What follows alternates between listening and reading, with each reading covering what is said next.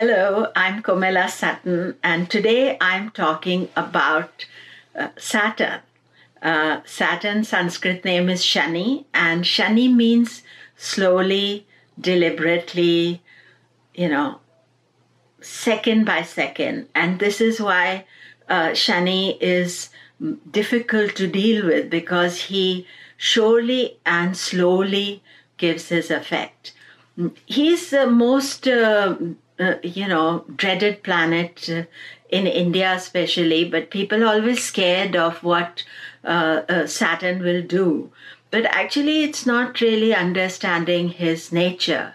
And if we know the truth about Saturn, we understand what Saturn stands for, then he can be really part of your prosperity. He can give you everything you desire. He can make you work hard. He can make you do all the unpleasant tasks. So it is important to understand his qualities. So when I was planning this recording, I thought, how long am I going to do this? So I decided that I'm going to do it in different sections so that you can really understand the effect of Saturn and in the different areas that we are conscious of it. So this will come in 4 different recordings, so 4 different videos. I'm still getting the right word to say, so 4 different videos. Today I'm going to talk about Saturn in your natal chart. Then the next video will be Saturn DASHAs, and then transits, and finally what to do about Saturn, how to deal with it, what are the remedies. I'm only going to give simple remedies. I have personally lived with Saturn, and he has been always an important energy for me. But at the same time, understanding it, working with many clients and students, and explaining to them the impact of Saturn. So the main aspect of Saturn is that he is slow. And even in your chart, he doesn't give impact quickly. So if you think Saturn is going to immediately make you understand what he's about, that is not what he's going to do. In the sky, he's the dimmest planet. So that's the dimmest planet means that takes time for us to understand. So we need maturity as we grow older. We understand Saturn better because as we are young, we are impatient. We want everything like yesterday. So Shani Maharaj, he's going to give his impact a little bit later. He teaches us patience. That is the best attribute. So first thing that when we are analyzing Saturn is that how is he in your birth chart?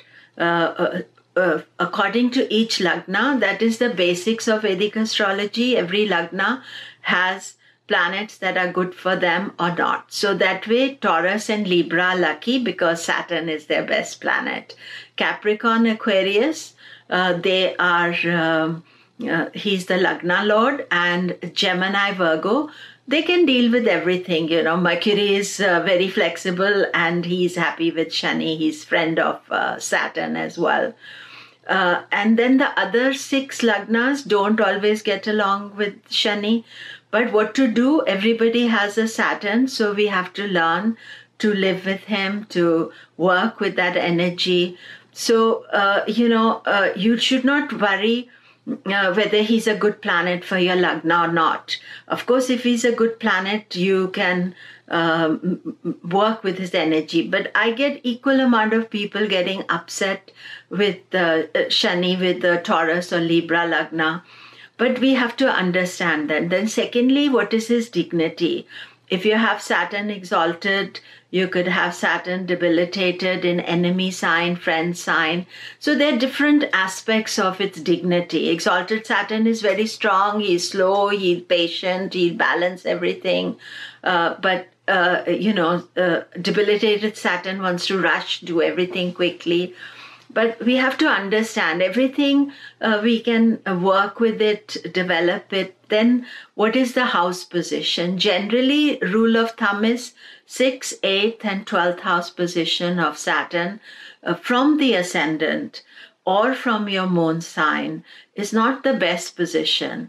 But if you have it, then again, we have to work with it. But generally, 6th house is good because 6th house is the house of service and Saturn wants to do service. So generally 6th house. In 8th house, he can give you a long age, but sometimes health problems, health issues. 12th house also, what he's saying, 12th house is the house of moksha. He's saying, think about it. You have jobs to do. You have karma to complete. You can't just get moksha instantly. So each place, if we understand it, is good or negative. Then what are the conjunctions? Is your Saturn placed with Mars?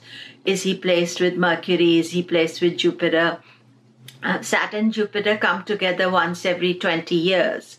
So Saturn, Jupiter were together in 2000. Now they will be together in 2020. Before that, 1980. So every 20 years, Saturn, Jupiter come together. So you are born at some crucial time of life. And then you would look at, the overall atmosphere of how Saturn is in your natal chart.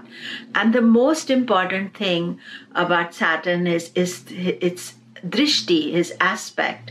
In fact, I'm going to do a separate class on aspects, but Saturn's aspect, where he's aspecting, his drishti or his aspect is way more, what he's looking at is not very easy. And those houses he disturbs.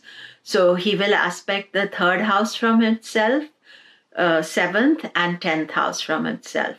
So there's a lot of things that you have to assimilate to understand, firstly, what is your natal Saturn. And then once you understand its quality, you have to have a mind that Saturn loves you to work hard. So you should take responsibility. Don't think that I'll leave something for tomorrow. Take your responsibilities well, because we are living this life so that we can burn up some karma. So we are taking responsibility, getting rid of our debts. Some debts we don't even know that we have. So that is the thing with Saturn. Our attitude to him should not be, oh my God, another difficulty. You have to think, oh, this is something I can resolve. Maybe it'll take time, because Saturn is not going to do something quickly for you in your chart. And in order to understand its quality, in the next section, I'm going to talk about the dasha of Saturn. So the dasha or the bhukti of Saturn is when Saturn's influence is at the strongest. And that is when you are even more mindful of Shani's effect. So in your chart, you have to first see what house he's placed. You can look at it from the lagna and from the moon sign. And then you have to think he's placed there. That is the area I have to work at most. Then where he's aspecting is where he's bothering us also. And those areas also we need protection. We need to work on it. So in the 4th series of this talk, I will discuss how to do the remedies and do they really work. So that is it for this section. And I will see you in this second video where I'll be talking about Saturn and its dashas.